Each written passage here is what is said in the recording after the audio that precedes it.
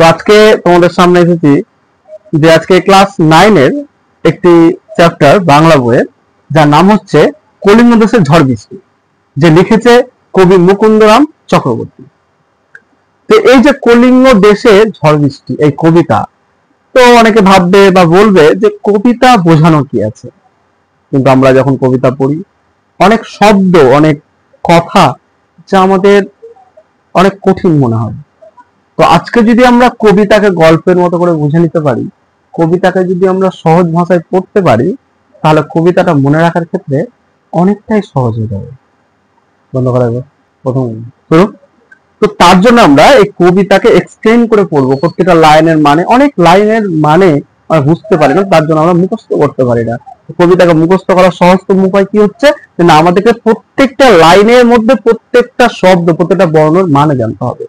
এই কলিঙ্গ দেশের ঝড় বৃষ্টি কবিতা লিখেছেন কবি মুকুন্দ চক্রবর্তী, যা চণ্ডীমঙ্গল কাব্যাংশের থেকে নেওয়া হয়েছে। আর আমরা যে কোনো কবিতায় যদি পড়ি, আমি এর বিষয় সংক্ষেপ উৎস পরে একটা ভিডিওতে আলোচনা করে দেবো। তো প্রত্যেকটা জিনিস আমরা যে কবিতা পড়ি সেটা একটা মানে বড়, মানে কি বলবো, বড় গদ্যাংশের বা বড় কোনো কাব্যাংশের একটা পার্ট এইখানে তুলে দেওয়া থাকে, যেটা আমরা আমাদের পাঠ্য বিষয়ে পড়ে থাকি। তো চলো দেরি না করে আমরা এই কলিঙ্গ দেশের ঝড় বৃষ্টি কবিতার যে বর্ণ বা শব্দের যে মানেগুলো সেগুলো আমরা জেনে নিই। তো কবিতার প্রথম লাইনে বলেছে যে মেঘে কইল অন্ধকার, মেঘে কইল অন্ধকার, দেখিতে না পাই কেহ অঙ্গ আপনার। এই কইল, কইল মানে হয়তো অনেকেরই জানা নেই। এই কইল শব্দের অর্থ হচ্ছে করলো। এই যে কইল শব্দের অর্থ করলো, এই সমস্ত জিনিসগুলো জানানোর জন্য আমার এই ভিডিওগুলো করা। তো তুমি যে মেঘে কইল অন্ধকার, মেঘে কইল অন্ধকার, দেখিতে না পাই কেহ অঙ্গ আপনার, মানে কি মেঘে এতটাই চারিদিক অন্ধকার করে দিয়েছিল যে আপনার অঙ্গ মানে শরীরের কোনো কিছু কেউ দেখতে পায় না, কেউ কারো। ঈশানে উড়িল মেঘ সঘনে চিপুর। ঈশানে, ঈশানে মানে কোনো কারোর নাম বোঝানো নেই। ঈশান শব্দটা দু ক্ষেত্রে ব্যবহার হয়।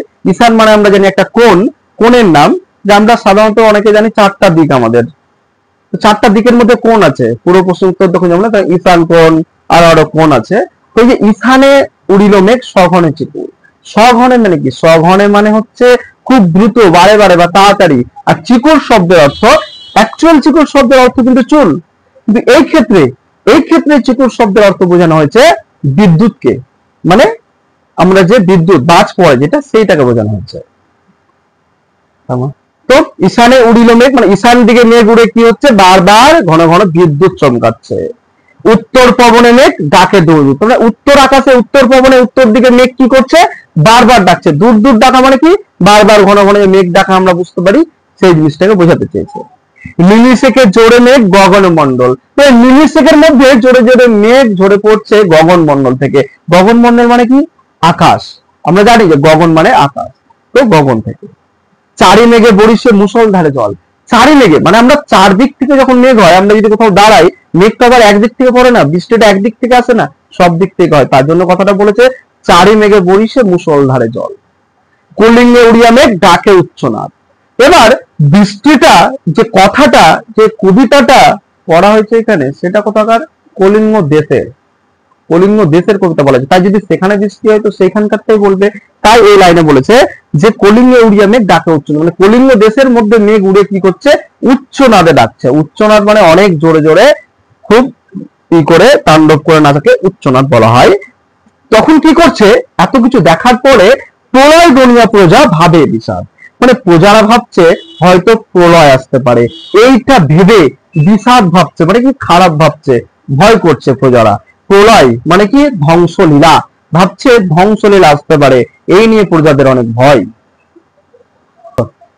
তো কি হলো, কলিঙ্গ দেশের সকল প্রজারা প্রলয় ভেবে বিষাদ, প্রজারা কি করছে, প্রলয়ের কথা ভেবে মানে ধ্বংসলীলার কথা ভেবে সকলে ভয় করছে, ভয়ে আছে। তো কি হচ্ছে, তার জন্য মানে হুড় হুড় দূর দূর বয় ঘন ঝড়, যখন হুড় হুড় দূর দূর করে ঝড় বইছে, তখন কি হয়েছে, বিপাকে ভবন ছাড়ি প্রজা দিল রড। বিপাক মানে বিপদে পড়ে কোনো উপায় না পেয়ে, প্রজা মানে সেখানকার লোকজন, ভবন ছেড়ে দিল রড, মানে কি বাড়ি ঘর ছেড়ে সব দৌড়ে পালালো। রড মানে ছুটে দৌড়ে পালানো। ধুলে আচ্ছাদিত হইল যে ছিল হরিণ, মানে ধুলাতে, ধুলে মানে আমরা যে ধুলা, মেঘ হলে জোরে ঝড় বইলে কি হয়, অনেক ধুলো উঠতে দেখা যায়। এই ধুলে আচ্ছাদিত, আচ্ছাদিত মানে কি, ঢেকে যাওয়া, পরিপূর্ণ হয়ে যাওয়া, আচ্ছাদন হয়ে যাওয়া। তো চারিদিক ঢেকে গেল, যা হরিত, হরিত শব্দের অর্থ কিন্তু সবুজ, মানে যত সবুজ যা কিছু ছিল তা কি হলো, ধুলোয় ঢেকে গেল, ধুলোয় আচ্ছাদিত হয়ে গেল।